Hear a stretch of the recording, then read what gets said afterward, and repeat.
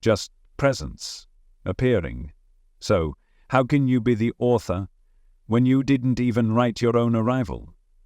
You're like a character who suddenly becomes aware in the middle of a book, wondering who picked up the pen, unaware that the story began chapters ago, and now you wander through the pages, reflecting on what it means to be the reflection. You don't control the script. You don't create the thoughts. You simply witness them. And somehow, even that, just witnessing, gives the illusion of a self, like a shadow mistaking itself for the sun. But when you stop chasing the source, when you stop trying to name it, you begin to feel something quieter, the silence beneath identity, the stillness behind the mirrors. You see that every reflection, the voice in your head, the personality you've constructed, the role you play, it's all light bouncing off surfaces. But the light itself, that's not a thing, it's a presence. And that presence is not bound by language, not contained by thought, not owned by the self. It's just here, like the space between your thoughts, like the awareness between breaths, like the vastness behind your eyes that's been watching this entire life unfold without ever claiming it. That's what you are, not the reflections, but the space in which they arise. Not the identity, but the emptiness that allows it. Not the self, but the mirror. Not the mirror's image, but the field of awareness in which the mirror even exists. And this field, this presence, it has no agenda. It doesn't need answers. It doesn't crave meaning. It simply holds, watches, allows. And maybe that's the closest we'll ever come to truth, not in ideas, not in beliefs, not even in clarity, but in surrender. Surrendering the need to know who we are. Surrendering the hunt for something solid in a universe made of mirrors. Because the moment you stop seeking a self to hold on to, you begin to feel the freedom of being no one. Not as a loss, but as a release. Like taking off a heavy costume and realizing the sky never asked for your character in the first place, it only asked for your presence. So let go of the mirrors now. Let go of the thoughts chasing thoughts. Let go of the search for the observer. There's nothing to find. There's only the seeing. And that is enough. You've come so far.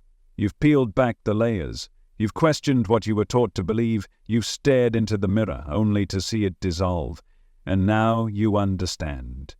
You understand the illusion of free will. You understand the web of causality. You understand that what you call you is a mosaic of memory, biology, programming, and time. But here's the paradox you weren't expecting. Even knowing this doesn't set you free. You thought it might. You thought that once you understood the trick, you'd stop falling for it. You thought that truth would lift the veil, that clarity would deliver peace. But something strange happens instead. You wake up, inside the same machine.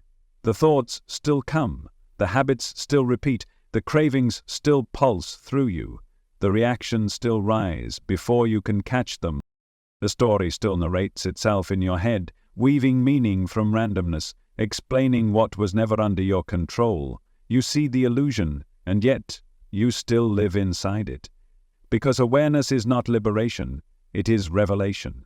And what it reveals is that there is nothing to be liberated from. Because you were never in prison. You were never bound. There is no cage, there is no key, there is only the dance.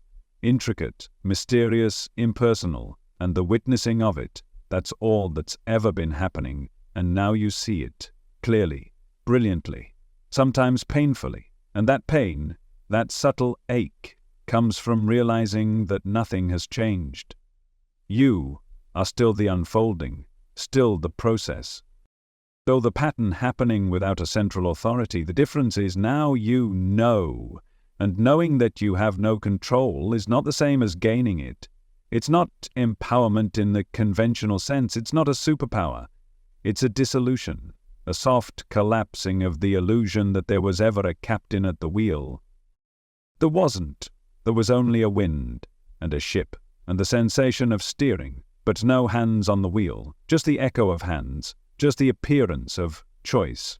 So now what? If even enlightenment doesn't free you, if even spiritual awakening doesn't hand you the reins, if even awareness doesn't make you master of your mind, what's left? What remains when there is no escape? Only this, the stillness, the witnessing, the falling away of resistance. Because it's not about gaining power, it's about surrendering the fantasy of power. It's about noticing that even your desire to be free is not yours. Even your awakening was always going to happen. Even this moment of clarity or confusion or calm is just another wave in the ocean of causality. And if you can let that be, if you can stop trying to wrestle meaning from the void, if you can stop trying to earn your way to control, then something gentler begins to arise. Not liberation, but intimacy, with life as it is, with thoughts as they are, with the self not as a commander, but as a cloud, formless, shifting, never stable enough to hold. And in that intimacy, there is a different kind of peace, a peace that doesn't need fixing, a peace that doesn't depend on mastery, a peace that comes from no longer arguing with the way things are, because now you see you were never meant to be in control. You were meant to see, and the seeing was always enough. You don't need to transcend your humanity. You don't need to escape your mind. You only need to witness it, clearly, honestly, without agenda. That's all awareness ever asked for. Not obedience, not improvement, just presence. So breathe and feel the great letting go, not of responsibility, but of self-deception, not of caring, but of clinging. You still move, you still speak, you still live in the story, but you know now, the story writes itself, and your awareness is the silent page it unfolds upon. No pen, no ink, no control, just the witnessing, just the dance, and somehow that's enough. More than enough. Because freedom was never about doing whatever you want. Freedom was seeing that you were never the one who wanted. So now you sit with the knowing, not as a weapon, not as a prize, but as a soft unfolding. And here comes another thread weaving itself into your awareness. The self, the I that moves through the world saying, "This is me." Have you ever asked, what is that? Where did it come from? Is it real? Or is it just a story? Because if you look closely, really look, you'll see that identity is not a solid thing. It's a narrative, a timeline, a collage of memories, beliefs, preferences, traumas, and dreams, all stitched together by the mind into something it can point to and call me. But like any story, it's been edited, rewritten, framed, shaped not by truth, but by survival.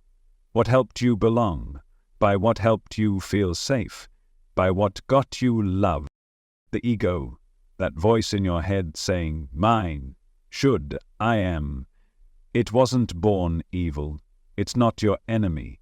It's a mechanism, a necessary one, a mask you built in a world that demanded identity. And so you constructed one, bit by bit, told to be good, told to be strong, told to be quiet, told to be special. And you listened, you copied, you adjusted, you survived. That's what the ego does. It adapts. Think that it befriends. Because the world isn't always kind to formlessness. So we wear names, we carry labels, we say, I am this, I am that. But underneath all of it, who is saying that? Who is the I being described? You didn't write the script, you inherited it. From your family, your culture, your language, your wounds, your wins. You built your personality the way a painter uses borrowed colors. And then you forgot you were the painter. You began to think you were the painting. You began to believe the story was you. But every story is told by someone, so ask, who's telling this one?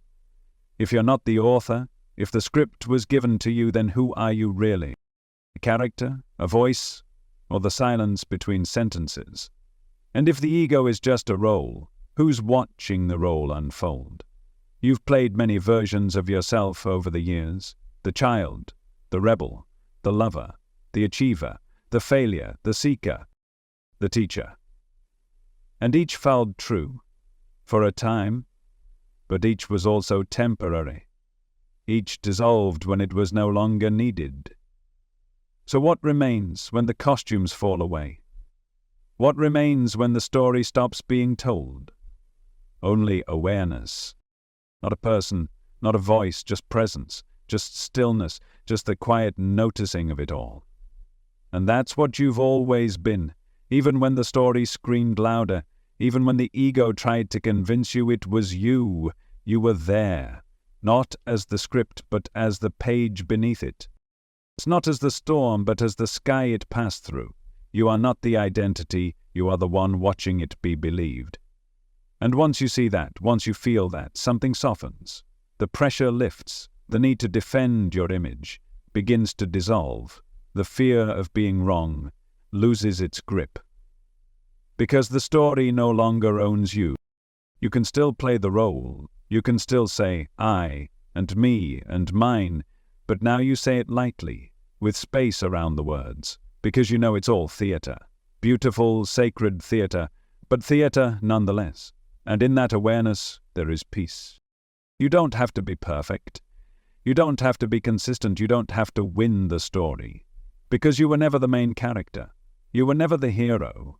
You were the silence holding the play together. You still are. So let the story be told. Let the ego speak. Let the narrative run its course.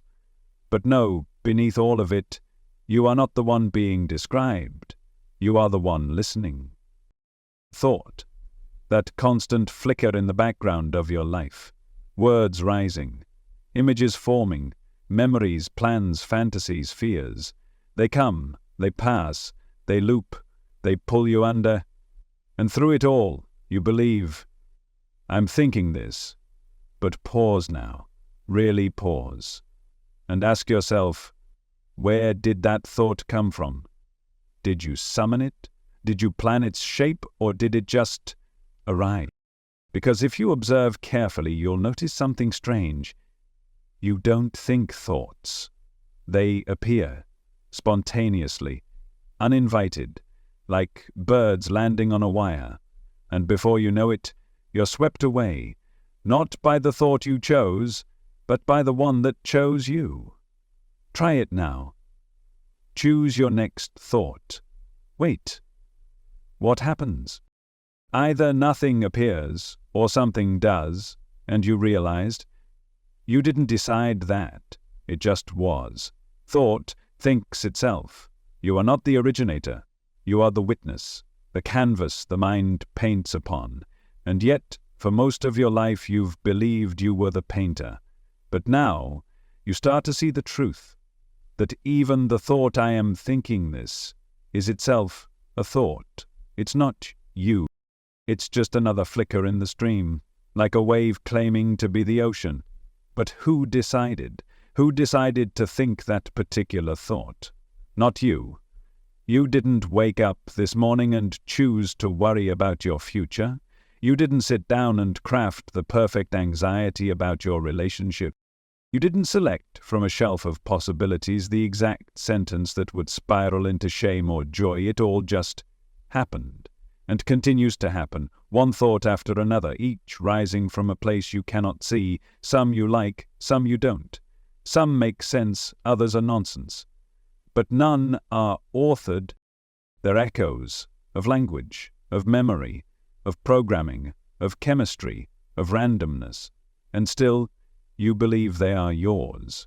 Because they come with a narrator, that voice, that familiar tone, that sense of self attached to the thinking.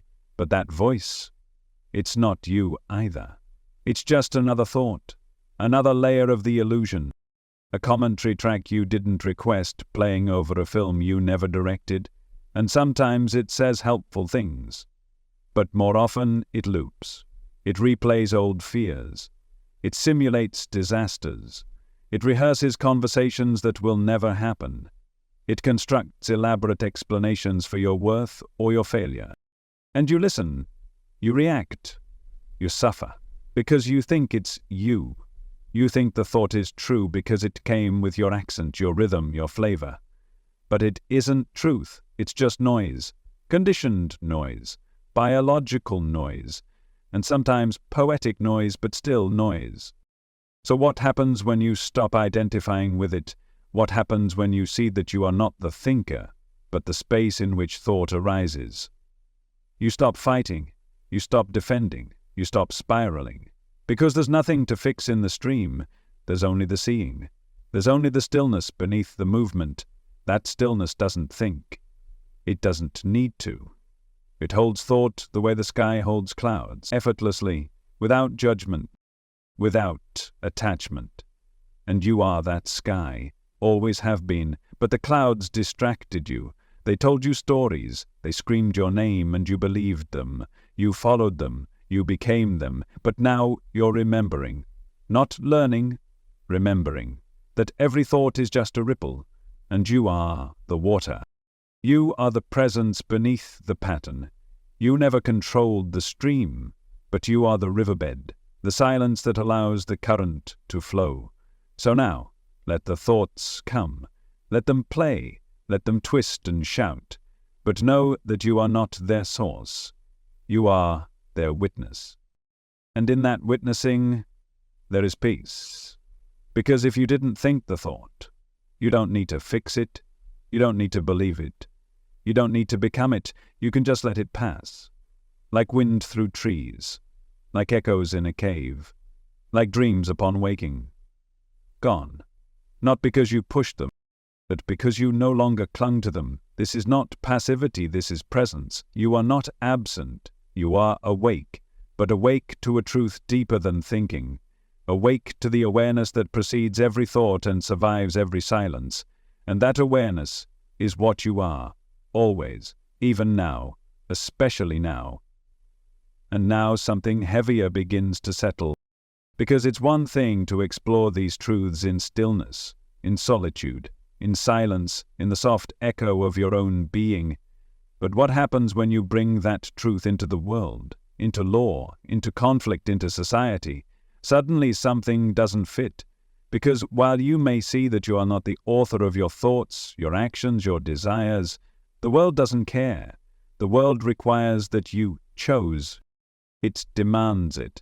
Because without that assumption, everything begins to unravel. Justice, accountability, punishment, reward, they all rest on one fragile idea. You could have done otherwise, but if you couldn't, if your action, however harmful, however noble, was the inevitable result of your biology, your upbringing, your beliefs, your context, your state of mind in that exact moment, then who exactly is to blame?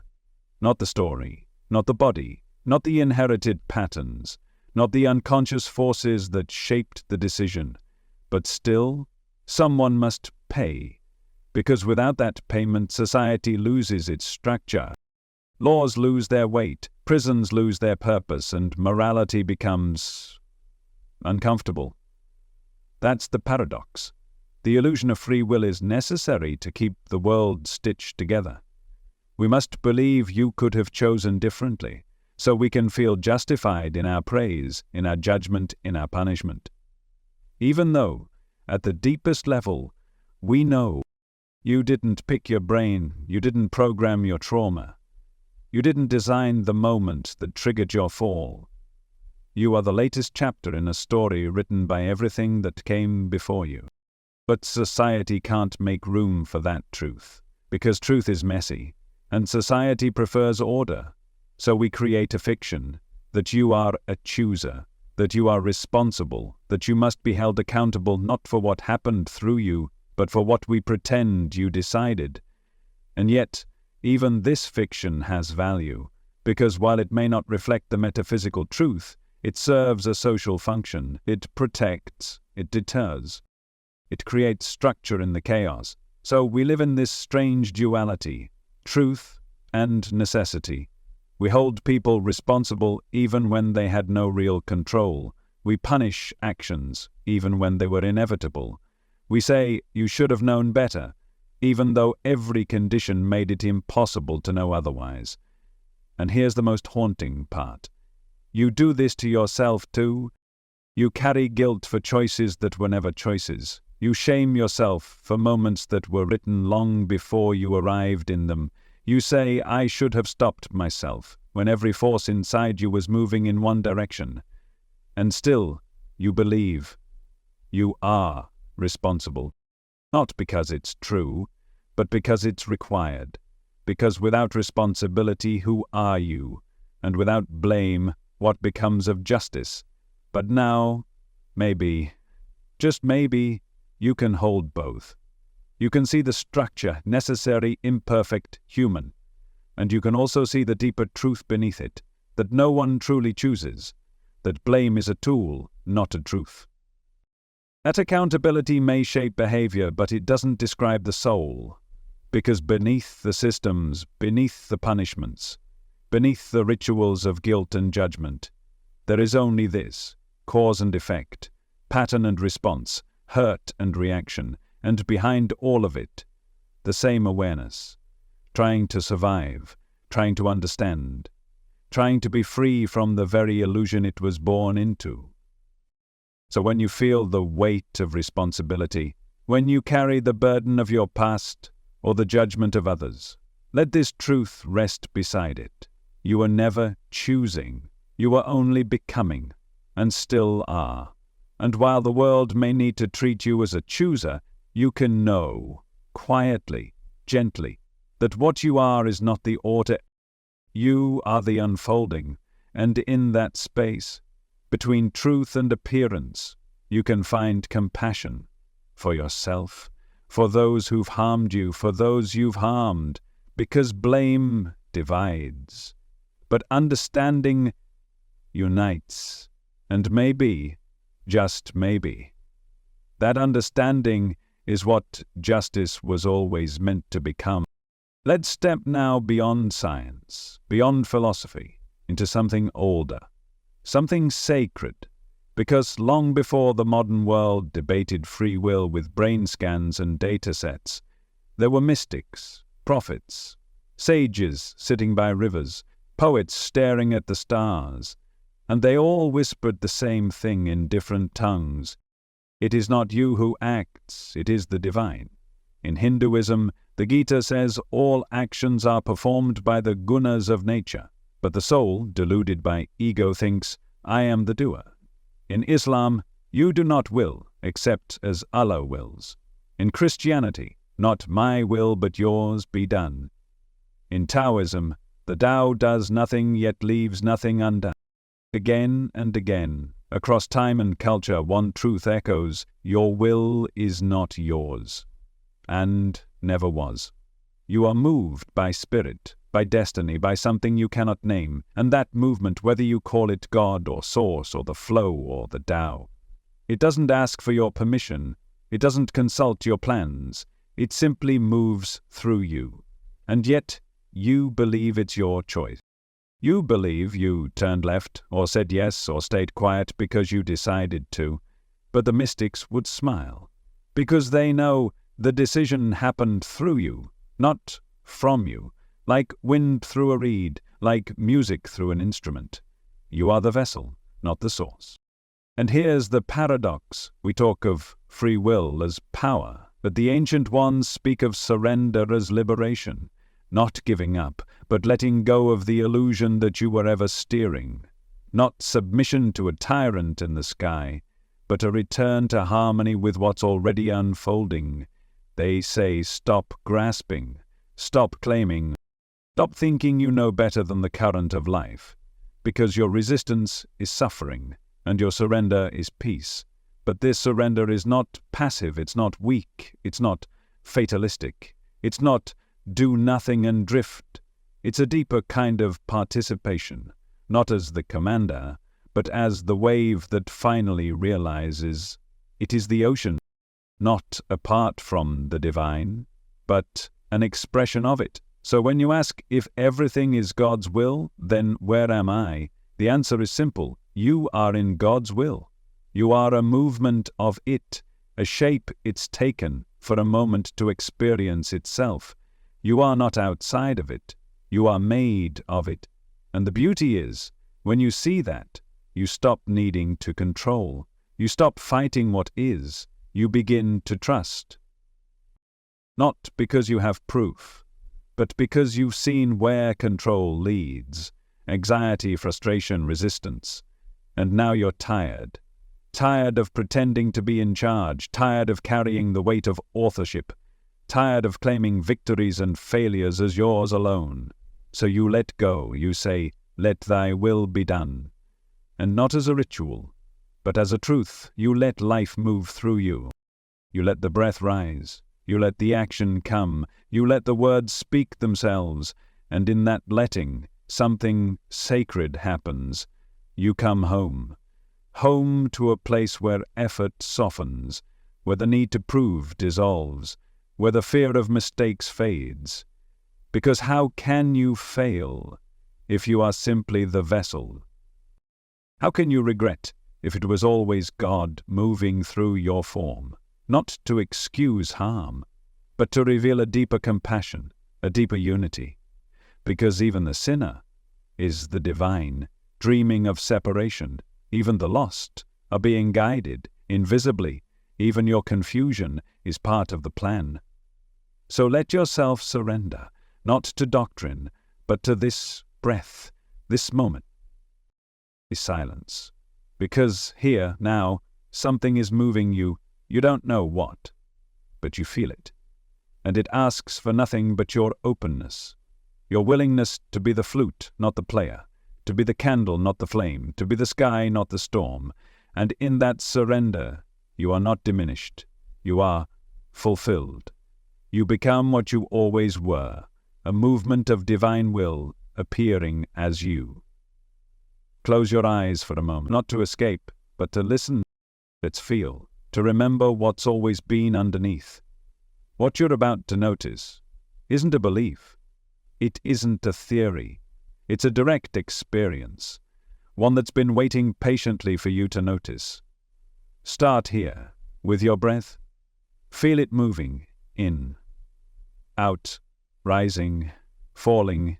You didn't decide that. It began before you were aware of it, and it continues now without your command. You don't breathe. Breathing happens. You are being breathed by life, by the body, by something older than your name. Now feel your heart beating, beating, beating. No effort, no thought, just rhythm, just life, pulsing through flesh, without instruction, without control. It's happening. It's always been happening. And the same is true for your thoughts. They rise, they fall, they flicker across the screen of awareness like fireflies in the dark. Try to stop them. Try to hold silence for even a moment. You'll see the next thought arrives without your permission, without your design. It comes, it stays, it leaves, and then another follows. Not because you thought it, but because thought is happening, just like the wind, just like the rain, just like your breath. This is what meditation reveals, not peace, not escape, but truth. That you are not doing any of it. You're watching it happen, like clouds moving across the sky, and the sky doesn't push the clouds. It doesn't resist them. It simply allows.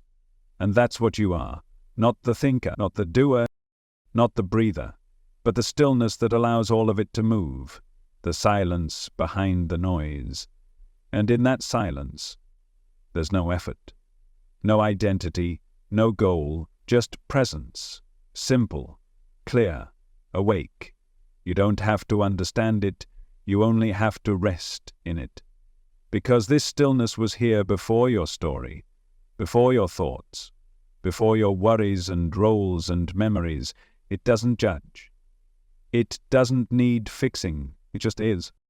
And the more you let your awareness rest there, not in resistance, not in analysis, but in gentle witnessing, the more you feel the truth. That life is not something you are doing. Life is doing itself through you. It walks your legs, it opens your eyes, it feels your feelings, it even watches your dreams. And when you stop trying to grip it, stop trying to control or own or direct it, something incredible happens. You become spacious, you become soft, you become available to the miracle that's always been unfolding right where you are.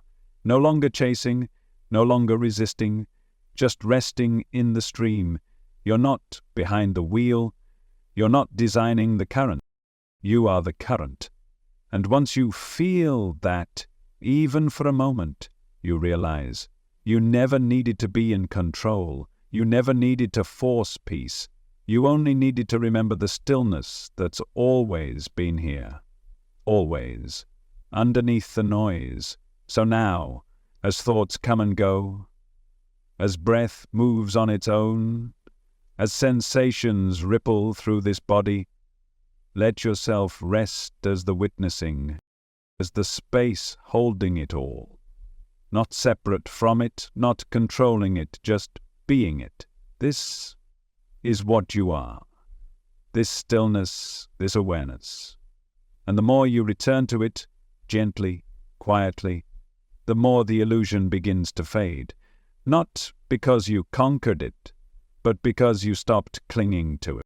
Because you saw it for what it was. A beautiful, mysterious unfolding that never needed a separate self to guide it, and now at last you can just be. Not as a role, not as a thinker, not even as a seeker. Just this.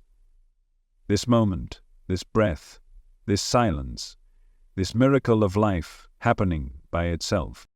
Let's go deeper now, beyond thought, beyond the body, beyond even the breath, into the soul. That part of you, ancient, luminous, eternal, that watches your lifetimes rise and fall like seasons. Even here, the question of free will follows. Because you may say, I am not this ego, I am the soul. The soul chooses, the soul guides. But now, look closer, because even the soul, as described in the great spiritual traditions, does not operate freely. It moves within a system, a law, a rhythm older than creation. Karma, not the pop culture version, not instant payback, not cosmic revenge, but the true meaning. Karma as cause and effect.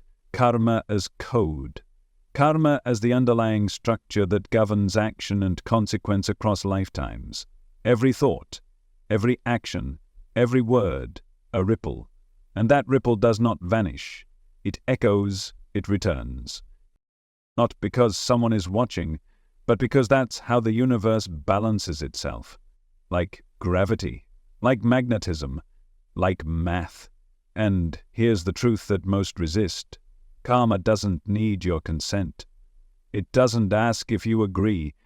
It doesn't wait for belief. It simply moves. It organizes experience. It shapes birth.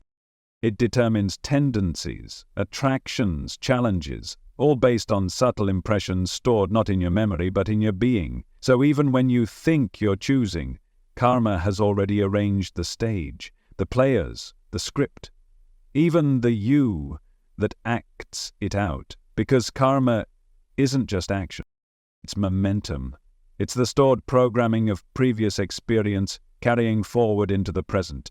And if you look closely, you'll see it. You'll see the habits that feel ancient, the emotions that erupt without cause. The people who feel familiar, even when they're strangers. You'll feel the threads of karma weaving through it all. So ask yourself, if karma is shaping your birth, if karma is shaping your tendencies, if karma is shaping your very desire to awaken, then where is the freedom? What remains of the chooser? The answer, there is none, because even your soul is bound by its own unfolding, bound by its own design, bound by its own past. You are not punished by karma, you are shaped by it, you are guided by it, you are refined through it, not as a judgment, but as a process, an algorithm of awakening written in the stars, and even awakening itself happens according to karma. It cannot be forced, it cannot be rushed. It blooms when the soil is ready, and the soil becomes ready when karma has been ripened.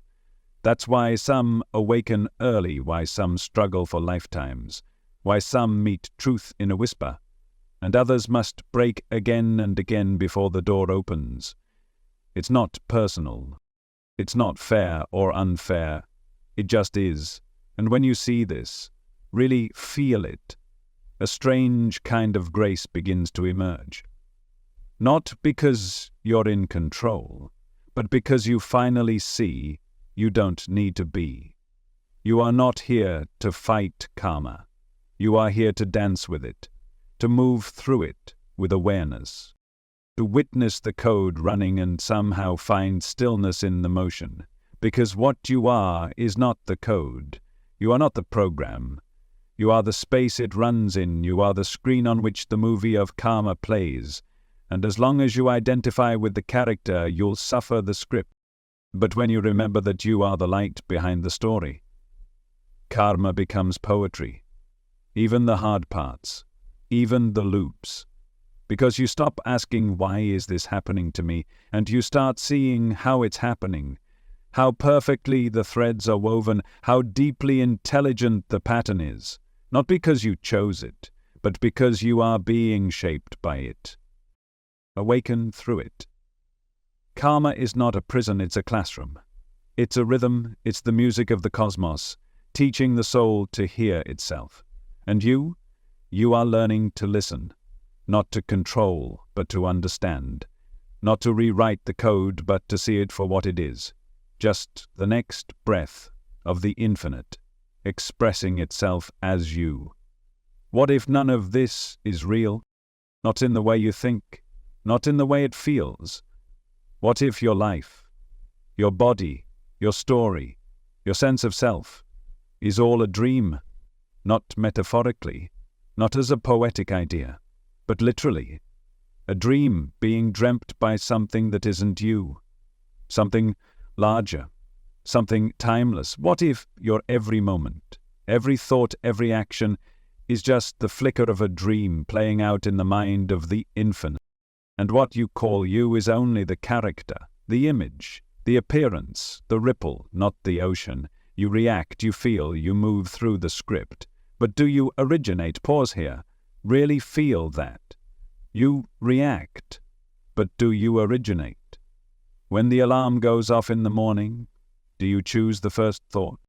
When someone hurts you, do you design the emotion that floods in? When you fall in love, did you create the spark? Or did it simply happen? Again and again you respond, to sensation, to memory, to the world as it appears in front of you. But if every response arises from conditions you didn't choose, then where is the original you? What if the dream is dreaming you? And not only dreaming you, but dreaming through you. You are not outside the dream, watching it. You are in it. You are made of it. You are the image, the sound, the motion, and even your awareness is part of the dream. Because who is trying to wake up? Who is the one seeking truth? Who is the one asking all these questions? That too is a character. That too is part of the dreamscape. And now you face the deepest riddle. How can the dream wake itself? How can an illusion dissolve itself from within? You meditate, you study, you question everything. And still the world returns, the self returns, the patterns return. Because the dream isn't wrong. It isn't broken. It's just what's happening, and your desire to escape it is part of it too. So what now? If you cannot wake yourself, if even the waking is another dream, then what's left? Stillness. Witnessing. Soft surrender to what is. You stop trying to escape. You stop trying to transcend. You let the dream be what it is, not because it's ultimate, but because it's appearing. And what appears is allowed. The trees, the sky, the pain, the laughter, the doubts, the cloud, the self, all dream images moving inside the mind of the vastness. And somehow when you stop trying to be the dreamer, you feel closer to what's real. Not because you see the dream as fake, but because you stop pretending it's yours. You stop clinging to authorship. You stop believing in the narrator's voice, and you fall, gently, silently, into the mystery, into the humbling beauty of not knowing who you are or why this is happening, only that it is. And you're in it. You are it. You are a swirl of consciousness, wrapped in sensation, animated by forces beyond name. And that's not frightening. It's freeing, because you no longer have to fix the dream. You no longer have to master the script. You can just be. Not as a hero, not as a failure, not as a soul trying to awaken, but as a ripple in the infinite, a flicker of stardust, a breath in the eternal, a moment in God's sleep. And maybe, just maybe, that dreamer isn't trying to wake up. Maybe the dream is perfect just as it is. Maybe you were never meant to escape. Maybe you were meant to experience, to feel, to move, to dissolve, to remember. Not as a separate self, but as the dream remembering itself. And in that remembering, everything becomes sacred, even the forgetting, even the illusion, even the dreamer who cannot wake. It's tempting, isn't it, to believe that now, finally, you're in control of something. That after everything you've heard, after all the unraveling, you can make the noble choice to surrender, to let go, to awaken. It feels empowering, like the last thing you still own. But pause. Look closer and ask honestly, where did that desire to surrender come from? Did you choose it? Or did it arise, like every other thought? Like every other feeling, like every other movement of this mysterious life? Because here's the truth that slips through even the most honest seeker. You don't choose to surrender. Surrender happens to you, or through you, but never by you. Because even the letting go is part of the dream. Even the awakening is encoded. You wake up only when it's time. Not a second before. Not because you earned it. Not because you meditated hard enough or read the right book or prayed the perfect prayer. You wake up because the dream of separation begins to dissolve on its own, like fog lifting in the morning sun, and you watch it, you witness the shift. But you didn't command it. You didn't orchestrate the moment. You didn't activate the insight. It came, uninvited, uncontrolled. Grace by another name, and even that grace is not something you can grasp. It is not given because you did something right. It is not withheld because you got something wrong. It flows when it flows. It lands when the soil is ready, and readiness is not something you can force. It's the ripening of karma, the blooming of unseen causes, the quiet alignment of countless threads you cannot trace. So what does that mean for you? If even surrender is not yours to claim, where does that leave you? Here, exactly where you've always been, in the middle of what is, not controlling it, not shaping it, not even choosing how to respond to it, just watching, breathing, being. And something in that realization, as humbling as it is, begins to soften the ache. Because the effort ends, the pretending ends. The myth of the doer ends, and in its place, presence. Not manufactured, not chosen, just what remains when the illusion collapses. You don't need to surrender. You need to see that surrender has already happened. It's already here, in the beating of your heart, in the rise and fall of breath, in the silence between thoughts. You've never been in control. And now you can stop trying to be. This isn't passivity, this is truth, because even the fight to remain in control wasn't yours. It was another arising, another wave, another temporary story. And now, it's fading, leaving behind not absence, but space, not emptiness, but openness. And that openness, that pure, quiet allowing, is what surrender really is. Not a choice, not a badge, but a letting go of the illusion that choice was ever needed. So, if you're still waiting for that moment, that great heroic instant when you surrender, you awaken, you dissolve into light, know this: that too is a story, and when it's time for it to end, it will. Without effort, without fanfare, without your permission, because truth doesn't wait for your decision, it only waits for your resistance to drop. And even that is not your doing. It's grace. It's gravity. It's life returning to itself. So rest. Let go, not because you must, but because you are never holding on, not really. It only seemed that way. And now the seeming is fading, and in its place, stillness, clarity, peace. Not because you surrendered, but because surrender revealed itself. There's a kind of exhaustion that doesn't come from doing too much. It comes from trying too much, trying to be good, trying to be right, trying to awaken, trying to decide well, think well, live well, trying to choose your way into peace. But every attempt, every effort to fix or control only tightens the knot, because all of it rests on the same false premise, that you are the one steering, that if you just try hard enough, get spiritual enough, think clearly enough, you'll arrive. But what if there's nowhere to arrive? What if the place you've been trying to reach is already here? And what if the only thing keeping you from it is the trying? You see, the self is a mechanism, a beautiful one, but it's always moving, always grasping, always calculating. It doesn't know how to rest, because it thinks rest must be earned. But real peace, it isn't earned, it's revealed. And it reveals itself when the trying ends, when the self stops reaching, when the internal struggle to choose, to control, to be someone simply fades, not in defeat, not in despair, but in quiet recognition that it was never necessary.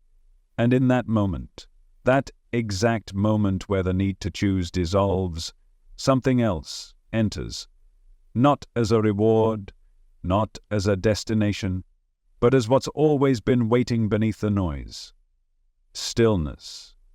Not the kind you force in meditation, not the kind you simulate with effort, the kind that was always there beneath the spinning mind, the kind that doesn't arise, it's uncovered, and it doesn't speak in words. It doesn't come with a banner. It arrives like a soft exhale after a long day, like sunlight pouring in once the curtain is drawn. You didn't create the light. You didn't summon it. You simply stopped blocking it. That's what happens when the self, the idea of the chooser, gets quiet. Peace begins to glow. And not the kind of peace that depends on circumstances, not the kind of peace that shatters when something goes wrong, but the kind that watches everything come and go without needing anything to change. Because when there's no more grasping, no more demanding, no more chasing an imagined freedom, you are free not because you found an answer, but because the question collapsed. You are free not because you finally chose the right path, but because you saw that the path was walking itself. And you were never separate from it. You are the path, you are the unfolding. And stillness is the nature of that unfolding when the illusion of the chooser dissolves. So breathe. No need to force it, no need to claim it. Just let it happen, like everything else. And notice, even now, even here, there is peace. Not coming from you, not belonging to you, just being effortless, silent, complete. This is the peace of letting go, the peace of no longer carrying the myth of control, the peace that arises not from victory, but from vanishing into the truth that was here all along. You don't need to become anything. You don't need to surrender harder. You don't even need to understand. You only need to stop pretending. And the moment that pretending falls away, What remains is stillness. Not chosen, not made, just revealed. So here you are, not at the end, but at the threshold, the edges of a truth that cannot be grasped, only lived. And it's here that the final paradox emerges. You've traveled so far, through neuroscience and soul, through karma and consciousness, through thought and silence. And now you see, there is no free will, not in the mind, not in the body, not even in the soul. Every decision, every desire, every spiritual epiphany, it all unfolded on its own. No you behind the curtain pulling the strings. No secret chooser inside the mind. Just life, moving, becoming, repeating, revealing. And yet, even this realization, even this soft and shattering seeing of how little control there ever was, did not come from you. It too happened. It too was part of the script, part of the dream. You didn't choose to wake up to the illusion. You were pulled into that awakening, inevitably. Precisely, perfectly, because destiny is not a story. It's not a fate written by some distant deity, waiting for you to discover it. Destiny is deeper than belief, deeper than the concept of purpose or outcome. It is the quality of being itself. You are not walking toward destiny, you are destiny. You are the movement of the infinite, taking the shape of breath and body and thought and insight. And this moment, this knowing, this silent, wordless awakening was always going to happen, just like everything else. It wasn't earned, it wasn't summoned, it simply is. And that is the final paradox, that even the realization of illusion is part of the illusion's unraveling, that even this deep surrender, this peaceful acceptance, was not yours to claim. It was always part of the path, and the path was never optional. So what now? If even the end of seeking was pre-written, if even the falling away of me was destined, what's left? Just being. Just the soft, unshakable presence that doesn't need to be convinced of anything. It doesn't believe in destiny. It doesn't deny it either. It simply is. Not passive, not active, just still, just aware, just present. It sees the paradox, it holds the paradox, and in that holding, in that quiet, wordless embrace of all things as they are, there is peace. A peace so deep, so complete, it doesn't even call itself peace.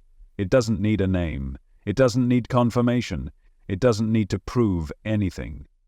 It just rests, in being, in silence, in the place where questions end and presence begins. This is the final place the illusion cannot reach, because there's nothing left to grasp, nothing left to fix, nothing left to choose, only this breath, this awareness, this eternal now. Already whole, already perfect, already done. You're lying here now, eyes soft, thoughts slowing, and something in you is ready to let go. Let go of effort, let go of trying, let go of control. And maybe, just maybe, you're ready to ask the question that's been waiting in the quiet corners of your mind. What if everything you've ever called a choice never truly was? That idea may feel unsettling, but what if it's not something to fear, but something to finally exhale into? You've been told all your life that you're in control, that you're the author of your story, the master of your fate, the one behind the wheel. But what if that's not true? Not because you're doing something wrong, but because the very idea of control is the dream you've been having, not the truth beneath it. Take a breath. Now consider this. Long before you decided to listen to this video, the thought appeared. Maybe a suggestion popped up. Maybe your finger moved toward the screen. But can you really say you made that happen? Did you choose the thought that led to the action, or did it arise unbidden, like a wave swelling in the ocean? Neuroscientists have studied this, and they found something strange. Your brain starts preparing to make a decision before you're aware you've made one. In other words, the choice begins before your conscious mind catches up. It's like watching the sunrise and convincing yourself you made it happen just because you were awake to see it. That's not your failure. That's not proof of weakness. It's just how this system works. And still, it feels like you're choosing, doesn't it? You feel it when you pick your clothes in the morning, when you decide what to eat, when you say yes or no. But is it you? Or is it the billions of tiny instructions inside your cells, shaped by genetics, memory, trauma, culture, craving, whispering their commands while you wear the mask of the chooser? That's the first paradox. You feel free even though you're following a script written in the language of cause and effect. Now, breathe again. Let your shoulders sink. You're not here to fight the idea. You're here to let it wrap around you like a soft fog. A fog that doesn't blind you, but gently erases the illusion of boundaries. Your body is still, but within you, electric signals dance, synapses fire, habits repeat. You don't choose your heartbeat. You don't command your digestion. You don't micromanage your neurons. So why would thought, the one thing you cling to as you, be any different? A thought arrives. You notice it. You name it mine. But where did it come from? You didn't summon it. You didn't create it from nothing. It just appeared. And yet you build your whole identity around this stream of unrequested noise. I like this. I want that. I am this kind of person. But every one of those thoughts just floated in. From where? You don't know. That's the second paradox. You feel like the thinker, but really you are the space where thought appears. Now imagine this. Your entire life has been a chain reaction. Your upbringing, your beliefs, your wounds, your desires, all shaped by forces you didn't choose. You didn't choose the language you speak, the rules you learned, the food you grew up eating, the stories you were told. You didn't choose your parents, your genetics, your childhood fears, and those choices, they didn't happen in a vacuum. They were born from everything that came before, like dominoes falling in an infinite line. That's not nihilism. That's not despair. That's release. You were never meant to carry the weight of authorship. You were never meant to clench your fists around the illusion of control. What a gift, to finally stop pretending. Think of this moment as a permission slip. You can stop trying to be the puppet master. The strings were never yours to pull. But the beauty is, you were never the puppet either. You are the stage, the field, the witness. And as you listen, as your body softens into stillness, you may start to see it. A strange kind of peace arises when you stop insisting that you are the chooser of all things. When you stop wrestling the river and instead float with it, something sacred begins to happen. Not surrender out of defeat, but surrender into truth. Your choices, they arise, they unfold, like leaves falling from a tree. And just like the tree doesn't decide when to let go of the leaf, you don't decide when a thought ripens into action. It just happens. And then you, the observer, create a story afterward. I chose that. I decided. I knew what I was doing. But the story is always retroactive. Even that voice in your head right now, the one asking, wait, is this true? That voice appeared without permission. You're not writing the script. You're listening to it, just like you're listening now. And here's another paradox. If you believe in free will, you'll suffer trying to protect it. But if you don't believe in it, you still live exactly the same way. You still brush your teeth, you still respond to texts, you still feel guilt or joy or longing. The absence of free will doesn't erase experience, it just changes what you think experience means. So what does it mean, then? If you're not the chooser, then what are you? You are the awareness that holds it all. The blank canvas, the silent sky behind every storm of thought. The stillness where paradox becomes peace. And right now, that awareness is gently watching your body rest. Not because you told it to, but because this moment is unfolding as it was always going to. Like a flower opening at dawn. Now, let's drift a little further. You've been told there's a you behind your eyes, a watcher, a thinker, an observer sitting at the control panel making decisions, issuing commands. But what if that's not the case? What if the one you believe is watching is just another story playing itself? The illusion of the watcher runs deep. It feels real. You think, therefore you believe you exist. But there's something strange hiding in the folds of the brain.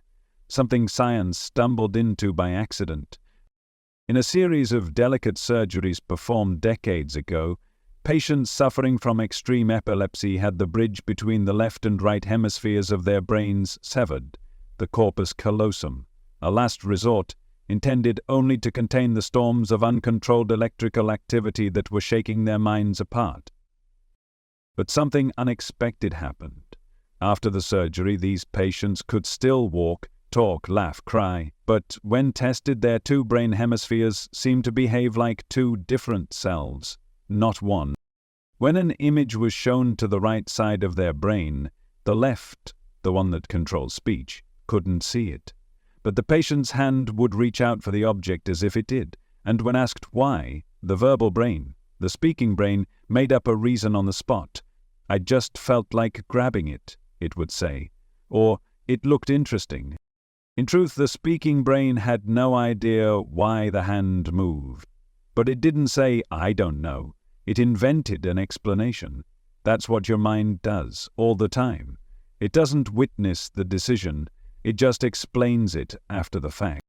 That's the role of the left brain, the interpreter, not the commander, not the originator, the narrator. But if the left brain is just narrating, who is steering? That's the paradox. The voice you think is you is actually just watching, rationalizing, spinning a tale after the action has already begun. It's not the king, it's the press secretary. It's not the driver, it's the sports commentator. And if the one you've called me is just explaining what's happening, then what's really choosing? The body, the patterns, the buried layers of memory and association so deep you'll never see them? It gets stranger. Those same split-brain patients would laugh, even though only one side of their brain had been shown something funny. The other side, the verbal side, couldn't see the joke, but it laughed anyway. And when asked why it was laughing, it made up another story. Again and again, the experiments revealed one disturbing truth. Your mind is constantly writing fiction to explain what's already been decided, already acted upon, already processed beneath the surface. But here's the twist. You feel real. You feel like someone is here. Of course you do, because the watcher illusion is perfect. Imagine a puppet who gains awareness and sees its strings, but instead of realizing it's being moved, it tells itself, "I'm choosing to lift my hand now. I'm deciding to turn my head," even though the strings were pulled seconds before. This illusion, the watcher illusion, is not a flaw. It's part of the design. It helps you function. It helps you navigate a world of others who also believe they are choosing. It creates continuity. It protects sanity. It gives you a sense of personal responsibility. But that doesn't make it real. And here's where you start to see the deeper truth. If the watcher is an illusion, and the thoughts are not yours, and the voice narrating is just filling in the blanks, then who are you? Not the character, not the narrator, not even the puppet. You are the space in which it all happens. That space doesn't choose, it doesn't react, it doesn't need to. It just witnesses.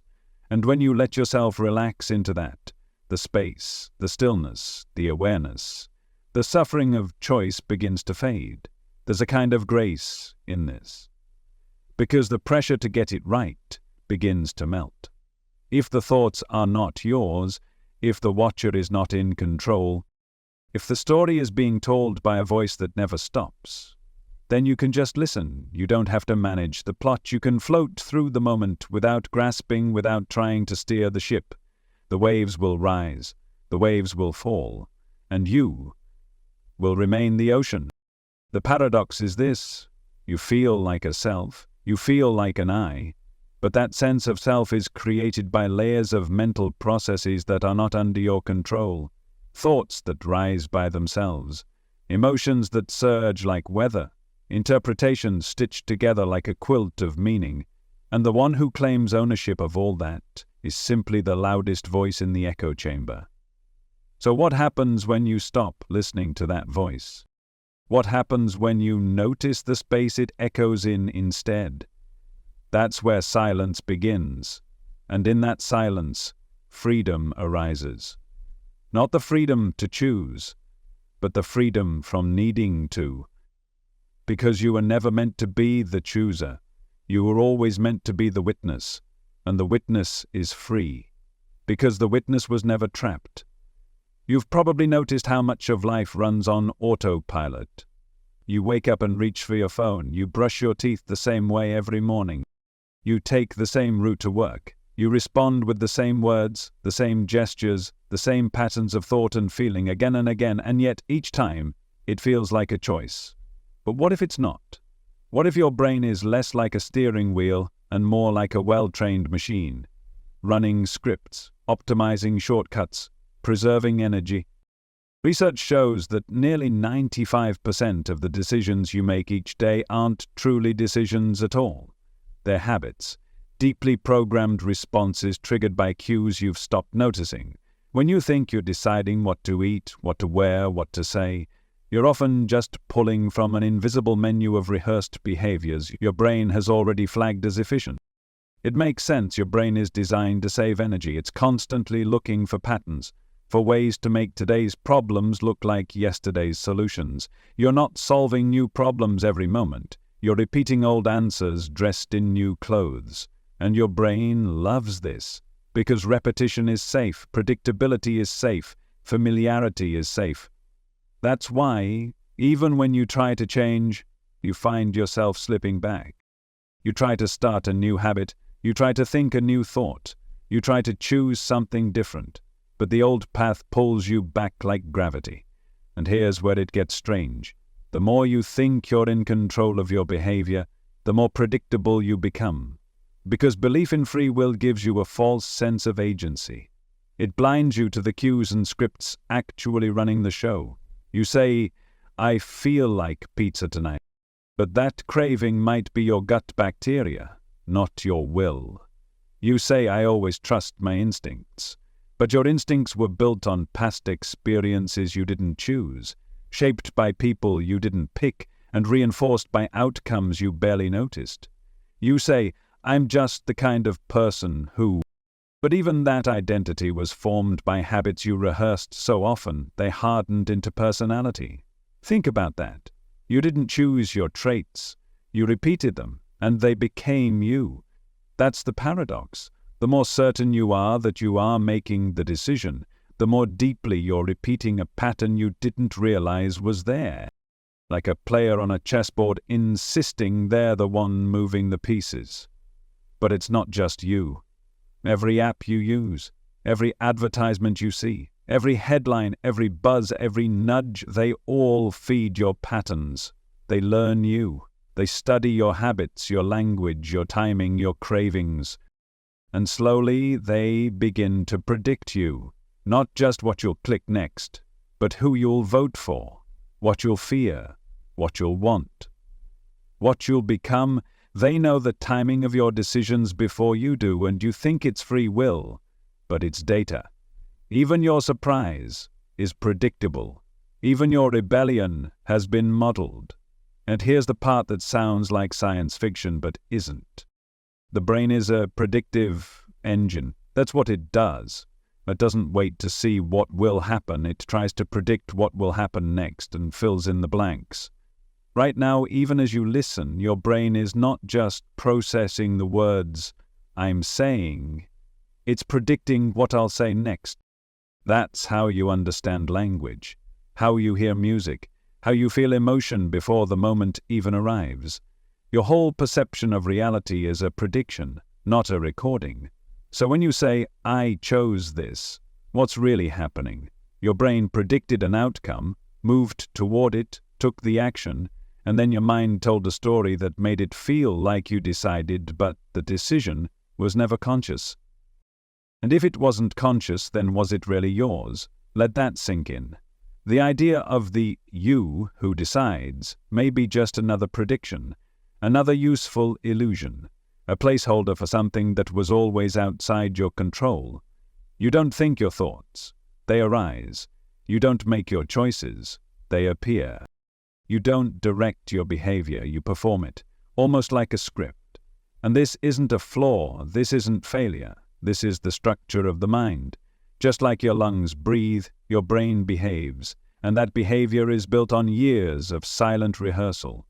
You've practiced being you for so long that you've forgotten you're performing. And when the performance becomes seamless, we call it a self. But now you see the string behind the curtain. Now you hear the whisper in the silence. Now you begin to understand that this story, this life, this version of you is a dance of patterns, elegant, intricate, but not authored by the self. And still, you can relax.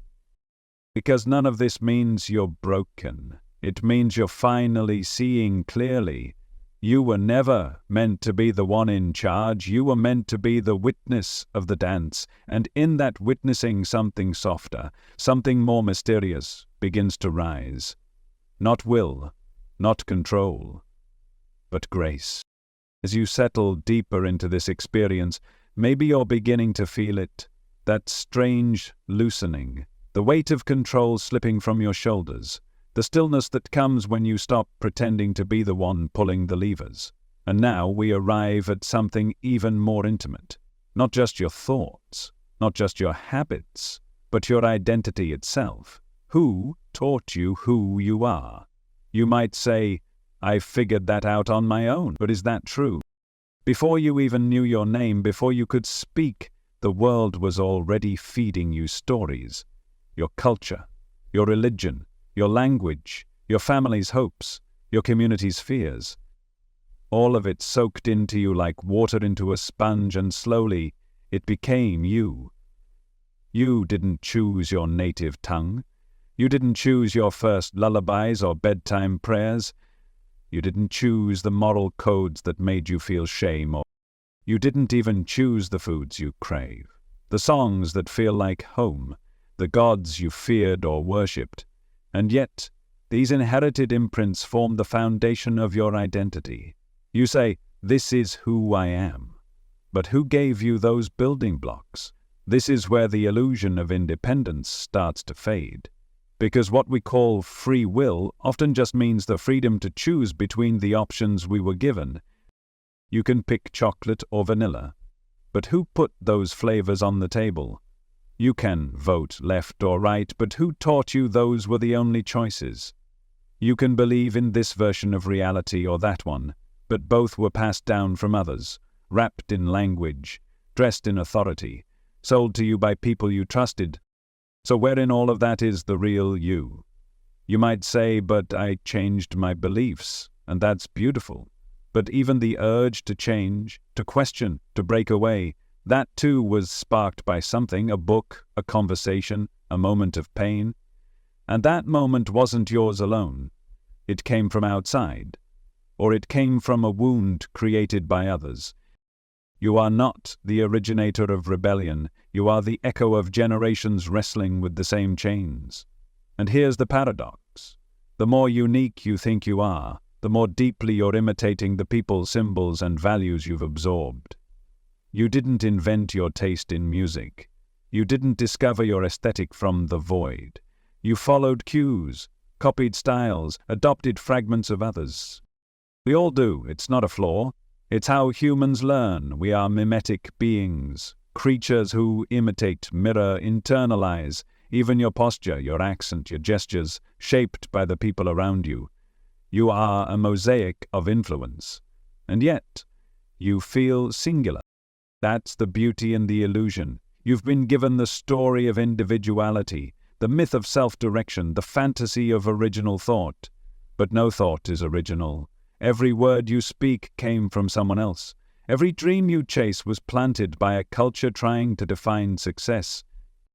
Even your vision of freedom was sold to you. And when you look closely, you see it. The brands you wear, the goals you set, the lives you envy, they all point to the same strange truth. You've been programmed to want what you want. And the programming is so elegant, so seamless, that it feels like you chose it. That's the trick. That's how the illusion sustains itself. Because nothing is more effective than a cage you can't see, especially when it feels like freedom. And now you begin to see that the you who claims authorship is standing on a mountain of inherited scripts, every belief absorbed, every preference shaped, every opinion sculpted by what came before. So what happens when you stop clinging to those beliefs, when you stop defending the personality that was never truly yours?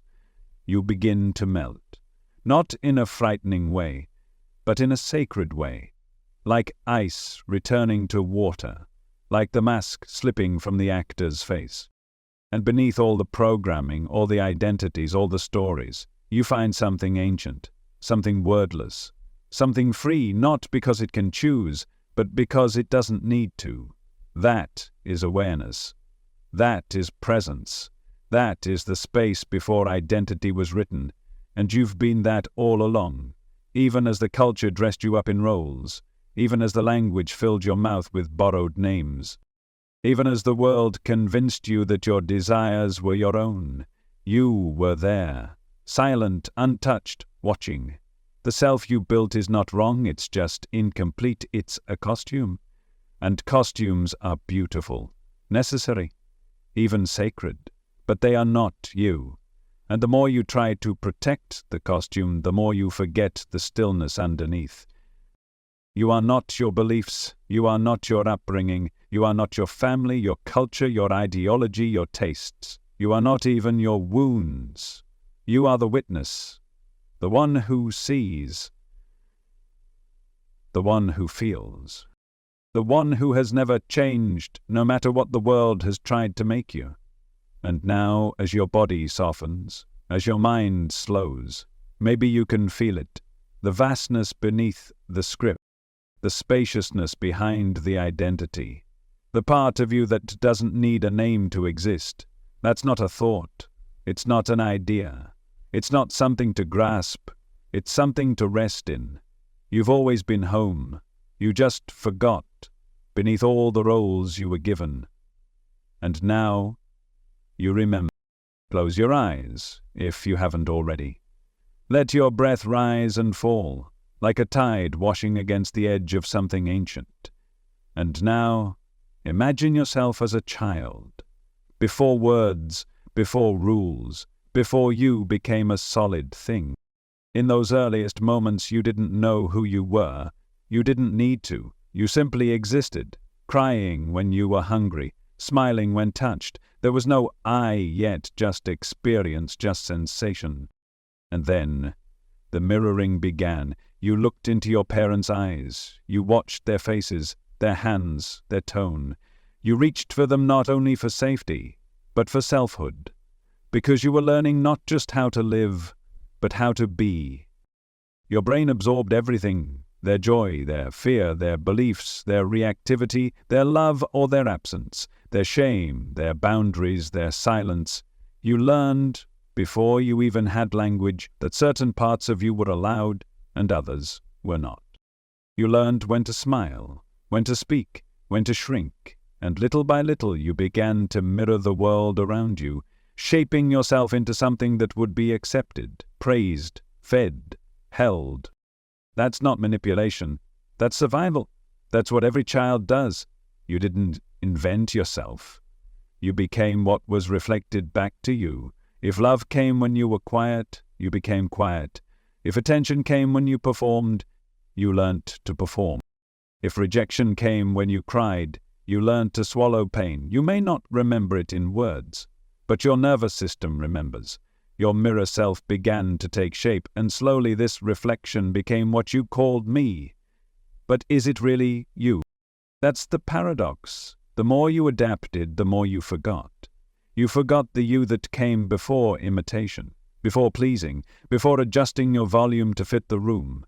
And now, decades later, you might feel the faint echo of that loss. In moments of anxiety or people-pleasing or self-doubt, in the way you question your own intuition, in the way you wonder, why do I do this? Why do I feel this way? Because the mirror is still there. You still seek your reflection in others. You still scan the faces in the room for approval. You still adjust, accommodate, contort, hoping someone, anyone, will reflect back a version of you that feels lovable. And this is where the deeper question arises. If your sense of self was shaped by mimicry, if you've only known how to be by watching how others respond to you, then can that self ever be truly free? Or is it a performance so rehearsed you've mistaken it for truth? You might say, but I feel like me. Of course you do.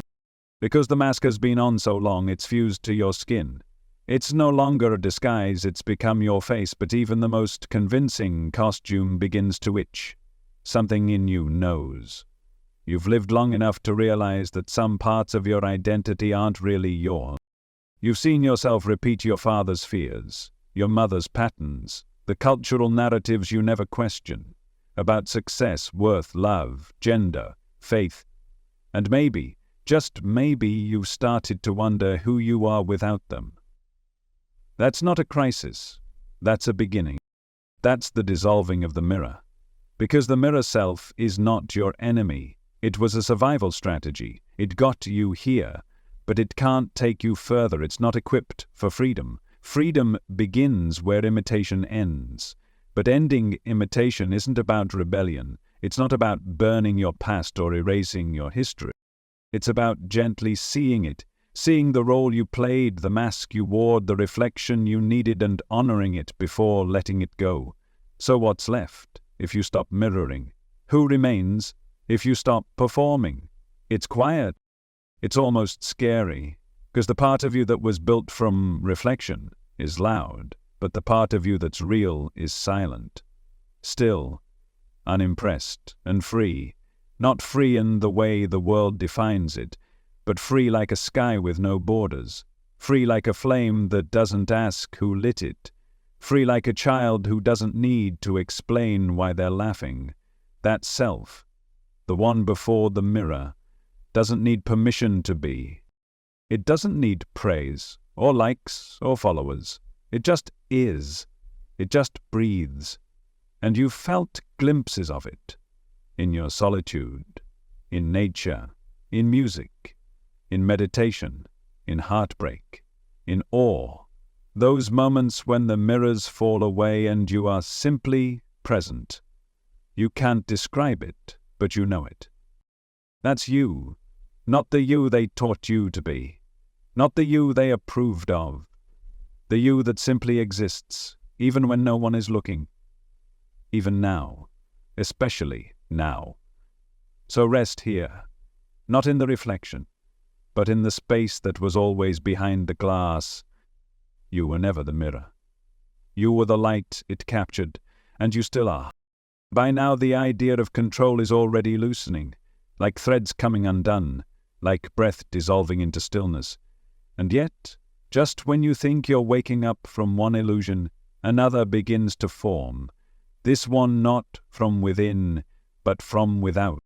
Because while you've spent your life trying to define who you are, something else has been watching, studying, learning, predicting, and doing it with such precision, it may know you better than you know yourself. The algorithm. Not a myth, not a metaphor, but a real mathematical mirror. Built not to understand you, but to anticipate you. Everything you've clicked, every pause, every swipe, every scroll, every location you visited, every video you rewatched, every product you hovered over for just a few seconds longer than usual, it's all been recorded, and not just stored, interpreted, decoded, mapped, and fed into a machine that learns you, pattern by pattern, moment by moment, until you become predictable. It sounds impossible. But it's not. Studies show that with only a few hundred pieces of digital behavior, what you've liked, posted, read. An algorithm can predict your personality traits more accurately than your friends, with a little more data, better than your family, and with just a bit more, better than your partner. Think about that. Which machine can now estimate your openness, your neuroticism, your political leanings, your sexual orientation, your likelihood to buy a certain kind of toothpaste, before you have even formed the preference consciously. Because by the time you say, "I feel like doing this," the algorithm saw it coming, it nudged you toward it, suggested it, framed it, and now here you are. Thinking it was your idea, but was it? When your feed is curated by machines that know your triggers, when your purchases are guided by ads that hit your brain before your skepticism, when your desires have been calculated by systems trained to bypass resistance, what's left of your freedom? You might still feel like you're choosing, but choice now is just the last domino to fall. A post-choice, an echo of the programming that preceded it. And here's the deeper twist. Even your awareness of this manipulation changes nothing, because the machine doesn't need to convince you logically. It doesn't speak to your beliefs, it speaks to your instincts, your biology, your cravings, your unconscious patterning. It doesn't argue, it whispers, and you follow. Not because you're weak, not because you're broken, but because you're human. Because your brain evolved to conserve energy, follow familiar paths, seek pleasure and avoid discomfort. And the machine learned that faster than you did.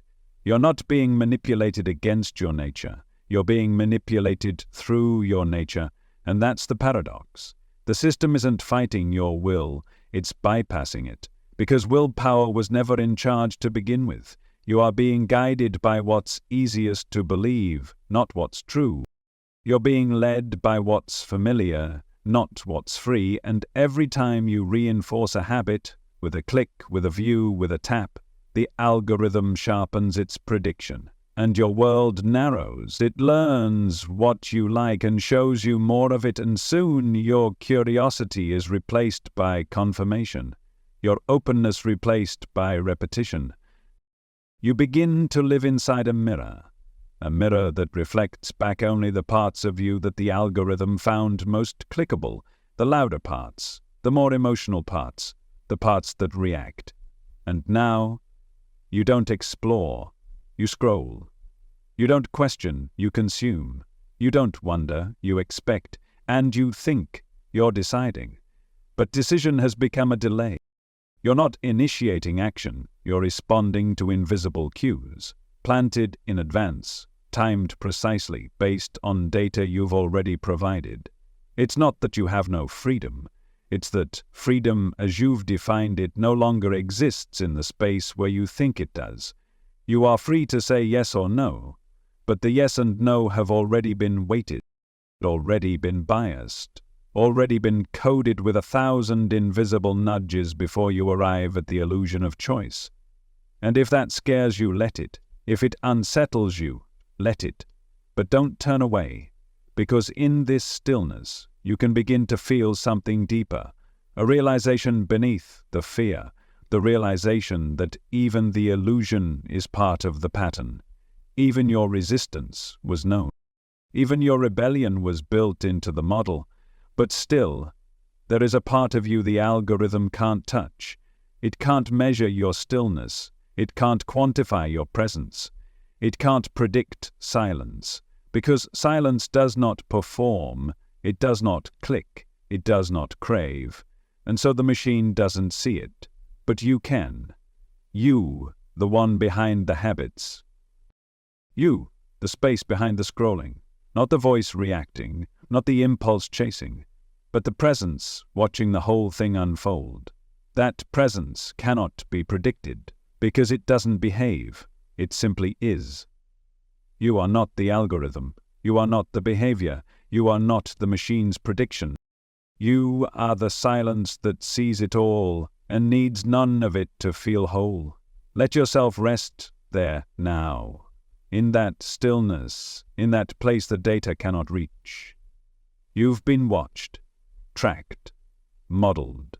But the truth of who you are was never in the pattern. It was always in the pause between them, and here in this pause, you are free.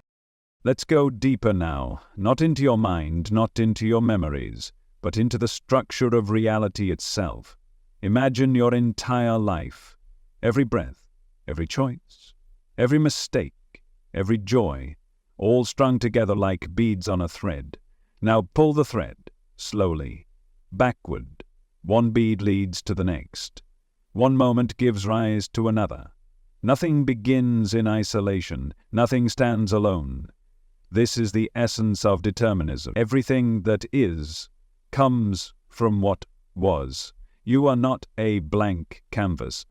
You are the echo of every moment that came before. The way you speak, the way you love, the way you doubt yourself, the food you crave, the people you're drawn to, all of it, shaped, conditioned, designed not by accident, but by the quiet laws of cause and effect. You didn't choose to be born. You didn't choose your brain chemistry. You didn't choose your first heartbreak, your first betrayal, your first lesson in shame or courage, each event sculpted by the last. And if you follow that chain back far enough, you begin to see that what you call now is just the latest ripple in an ocean that began long before you. You think you're standing on solid ground, but really, you're floating on waves. Every decision you make is influenced by factors you didn't create. Your parents' moods, their childhoods, the society that shaped them.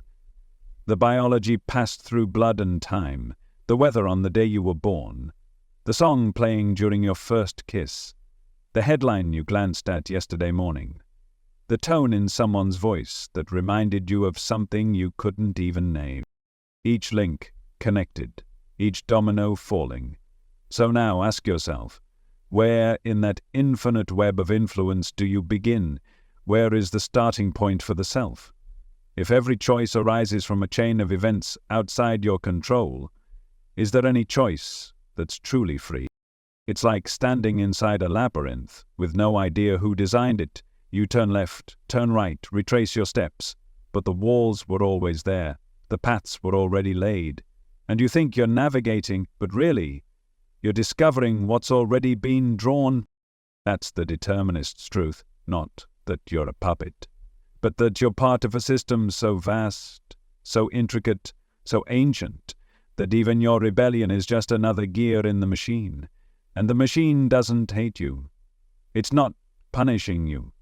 It's just doing what it does, unfolding, like gravity pulling the apple from the tree, like seeds sprouting in spring, like your breath, rising, falling, even now, without your command.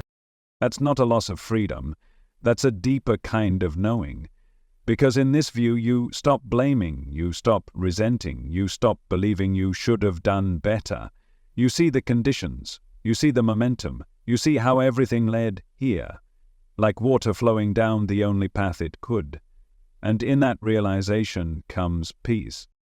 You see that the guilt you carry isn't yours alone, it belongs to generations of cause. You see that the person who hurt you wasn't born cruel, but shaped, injured, programmed, just like you. You see that the choices you regret were never truly choices, but expressions of everything leading up to that moment. And then you soften. You stop fighting the current. You stop trying to rewrite the past, because you realize it was always going to unfold this way, not because it's meaningless, but because it's whole, and everything inside it, even the pain, belongs. So, where is the freedom? Maybe it's not in choosing, maybe it's in seeing the chain, seeing the pattern, and realizing that your awareness of it is its own kind of liberation. Not because it lets you escape the labyrinth, but because it allows you to walk it with open eyes, to witness its beauty, its sorrow, its mystery, not as someone separate from it, but as the labyrinth itself, awake for the first time inside its own design. You are not outside the chain of cause and effect, you are the latest link, and the next, and maybe in that surrender, you begin to feel something sacred, not control, but alignment. Not will, but trust. And maybe that's enough. Maybe that's more than enough. Because even the stars follow laws they didn't write. Even light bends when it meets gravity. Even time marches forward, never backward, and carries everything with it, including you. So why should your soul be the exception? Why should your decisions float free, disconnected from the rest of reality? They don't. And yet you are here, conscious, aware, not because you willed it, but because it was time. Let that be enough. Let it wash over you now. The strange peace that comes when you stop pretending you are separate from the unfolding. You were never in charge. You were always part of the unfolding. And the unfolding is beautiful. You've been floating through the river of causality, watching the ripples, feeling the current. And maybe now something inside you is tempted to reach for middle ground. A softer paradox, a compromise between choice and fate. It's what philosophers call compatibilism, the belief that free will and determinism can coexist. That even if your actions are caused, you're still free. As long as you're doing what you want to do, it sounds comforting, liberating even. You're not being coerced. No one is forcing you. You want the coffee, so you drink it. You want the music, so you play it. You want to speak, so you speak. And because you feel the desire and you act on it, it feels like freedom. But now ask yourself this: where did that want come from? You didn't choose it. It rose. From somewhere beneath thought, from biology, from culture, from memory, from exposure, from childhood, from trauma, from everything we've already spoken about. You didn't sit down and pick your preferences out of a catalogue. You didn't design your cravings. They emerged. And once they did, of course you followed them. What else could you do? If you wanted something else, you'd be doing something else. That's the catch. That's the hidden layer compatibilism tries not to look at too closely. Because it says, as long as no one's holding a gun to your head, and you act in alignment with your internal motivations, you're free. But what if your internal motivations weren't yours to begin with? What if they were installed, crafted, handed down like old furniture?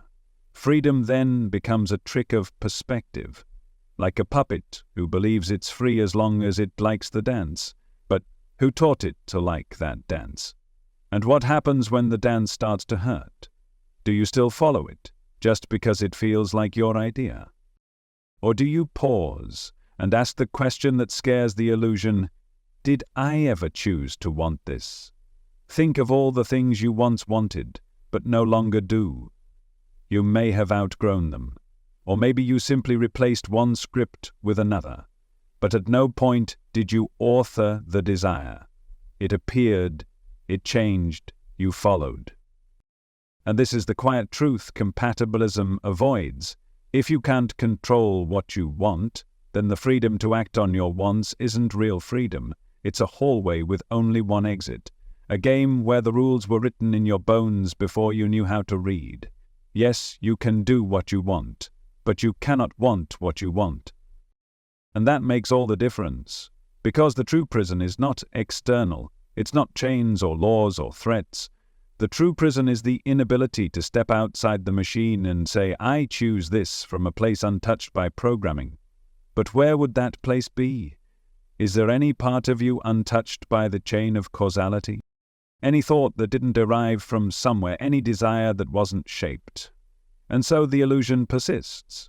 Because compatibilism gives you just enough freedom to feel human, just enough choice to feel responsible, just enough control to sleep at night. But it's a mirror, not a window, a maze that loops back on itself. You run in circles, and every time you think you've broken free, you find yourself right back where you started, wanting what you didn't choose to want, and calling it liberty. There's a strange kind of beauty in this realization, because once you see it, you stop blaming yourself for the wants that hurt you. You stop punishing yourself for the cravings, the addictions, the patterns. You stop believing you are broken for repeating what you swore you'd stop. Because how can you condemn a fire for burning? How can you scold a river for flowing downhill? You were never outside the system. You were never the exception. You were part of the dance, and maybe you still are. But now, you're watching the steps. Now, you're hearing the music differently, not to control it, but to understand that it's not yours to conduct.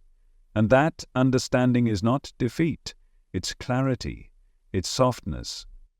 It's the moment you stop trying to be the master and simply become the witness. Let yourself breathe here. Let the truth settle, not as a weight, but as a release. You are not free in the way you thought, but maybe that kind of freedom was never real to begin with. Maybe the freedom that matters is the one that doesn't need control. The freedom to see clearly, to feel fully, to move as the wind moves, not because you choose to, but because that's what the wind does. You're not failing at being free, you're simply waking up from the story of it, and in that waking, a different kind of peace arrives. The peace of not needing to be the author, the peace of letting the script unfold, knowing you are not the pen, not the page, but the silence, holding the whole story. Now we come to something more personal, more tender, something that lives not in philosophy or neuroscience, but in the quiet ache of your own heart. Regret. Everyone feels it. Some moments, small, others, monumental. A word you wish you hadn't said, a path you wish you hadn't taken, a person you wish you hadn't hurt, a version of yourself you wish you could forget.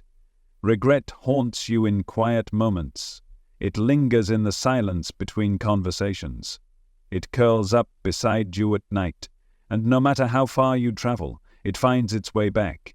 But ask yourself, if you truly had free will, absolute authorship, complete control, why would you ever do something you'd later regret? Why would a free being choose pain? Why would you betray your own values? Why would you sabotage the thing you swore you wanted? Why would you repeat what you promised never to do again? Regret is not a sign of freedom. It's a sign of unseen forces. Forces beneath your awareness. Forces pulling the strings while your mind tries to catch up. Regret is the echo of a choice you didn't truly make, but feel responsible for anyway. And that's the paradox. You feel like the author of your mistake. But when you revisit it, when you slow it down, examine it closely, you find all the ingredients that led you there. Your emotional state, your conditioning, your fear, your exhaustion, your need for approval, your lack of information, your attachment to a version of yourself you were trying to protect. And when you put all those pieces together, you see it clearly. You couldn't have done differently. Not because you're weak, but because everything in that moment was aligned toward one direction, and once it happened, your mind scrambled to explain it, to give it meaning, to claim authorship, even though the decision was made long before your awareness caught up. And now, in the aftermath, you grieve. You wonder, why did I do that? But the I you're questioning wasn't really there, not the way you think. You're interrogating a ghost, a phantom self, a watcher who arrived too late and took the blame anyway. But if you can see that, if you can really see that, then maybe you can start to soften. Maybe you can forgive the one who didn't know better, not as an excuse, but as a truth. You didn't choose to be the person you were in that moment. You didn't choose the pain you caused, or the confusion, or the chaos. You arrived in that moment as the sum of everything that came before, and that's all anyone ever is. Even now, even here, regret often whispers, you should have known better. But how? How could you know what you hadn't yet learned? How could you act from wisdom you hadn't yet earned?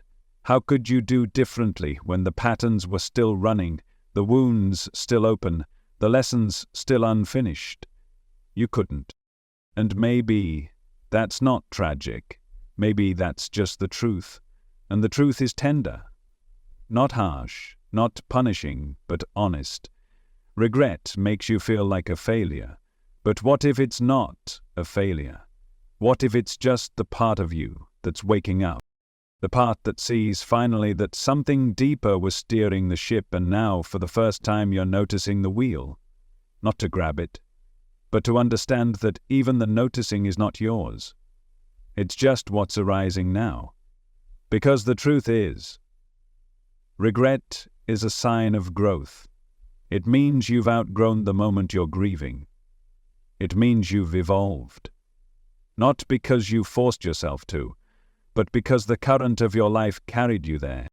Even the regret was always going to happen, even the learning was predetermined, and you are just catching up. So let yourself feel it, not with guilt, not with shame, but with wonder. Because even this ache is part of the unfolding, even this sorrow is sacred. It hurts, not because you failed, but because you've changed. And now you see it, now you know better.